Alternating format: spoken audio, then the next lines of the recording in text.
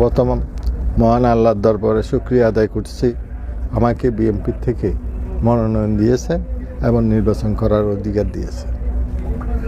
এই জন্য শুকরিয়া আদায় করতেছি। আমি সাথে সাথে বেগম খালেদা জিয়া এবং তারেক রহমানের কাছে আন্তরিক মোবারকবাদ এবং ধন্যবাদ জানাচ্ছি আমাকে দলের এই সুযোগ দেওয়ার জন্য।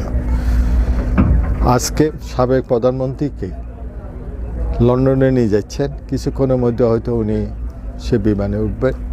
সুস্থতার জন্য আমি আপনাদের মাধ্যমে সে সব লোকের কাছে আকুল আবেদন জানাবো ওনার জন্য দোয়া করার জন্য, যাতে করে উনি সম্পূর্ণ সুস্থ হয়ে আমাদের মাঝে আবার ফিরে আসেন অতীতের মতো। প্রথম আমার দলীয় লোকদেরকে অনুরোধ করব, আজকে জুমার নামাজের পর সবাই যেন জুমার নামাজে ওনার জন্য দোয়া করেন, ম্যাডামের জন্য দোয়া করেন এবং ম্যাডামের সুস্থতা কামনা করেন।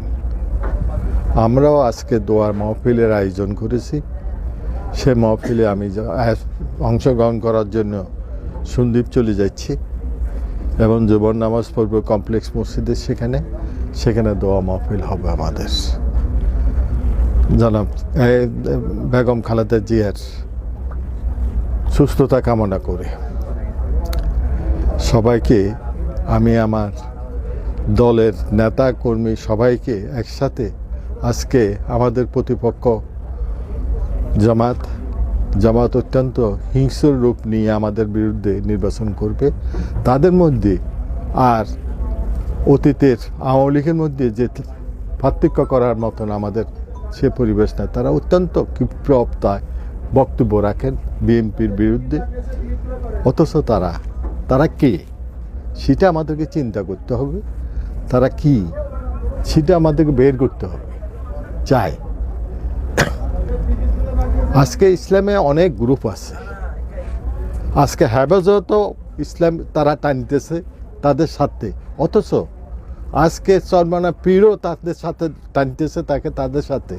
তারা পীরকে পছন্দ করেন না, অতীতে তারা ফতোয়া দিয়েছিলেন পীরের বিরুদ্ধে, কিন্তু আজকে তারা স্বার্থের টানে এদেরকেও টানতেছে আমাদের বিরুদ্ধে যুদ্ধ করার জন্য। আমাদেরকে সেই জিনিসটা বুঝতে হবে, আমাদেরকে সেই যুদ্ধে তাদেরকে প্রতিহত করতে হবে,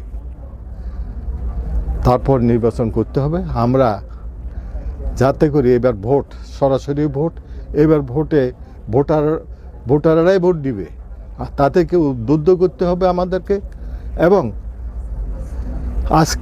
আগে অতীতে যেরকম পুলিশও ভোট দিত, পুলিশে তাদেরকে সাহায্য করত, এবার সেইটা ব্যবস্থা নাই। এবং প্রিসাইডিং অফিসাররা সাহায্য করত একটা পক্ষকে, সেটার ব্যবস্থা নেই। যার ভোট তাকে দিতে হবে। আমরা সেটাকে আমাদের ভোটারদেরকে মূল্যায়ন করতে হবে এবং ভোটারদেরকে মূল্যায়ন করে আমাদের ভোট নেওয়ার ব্যবস্থা করতেই হবে আমাদের, তাহলে আমাদের জয় হবে।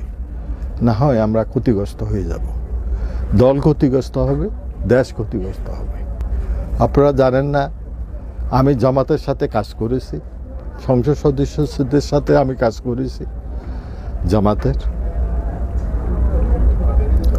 তা আমি দেখেছি, যেমন আমার সাথে ছিল শাহজাহান চৌধুরী, আমি দেখেছি তাদের চরিত্র, তাদের কথাবার্তা, তাদের আচার আচরণ, তাদের লেবাস একরকম, কথা একরকম, ভিতরে তাদের আর একরকম। সবাইকে আন্তরিক মোবারকবাদ জানাই। আমি আমার দলকে আন্তরিক ধন্যবাদ জানাই, বারবার আমাকে মূল্যায়ন করেছেন। আমিও দলের জন্য 3 বার সংসদ সদস্য হয়ে ওনাদেরকে দলের খেদমত করার সুযোগ করেছি।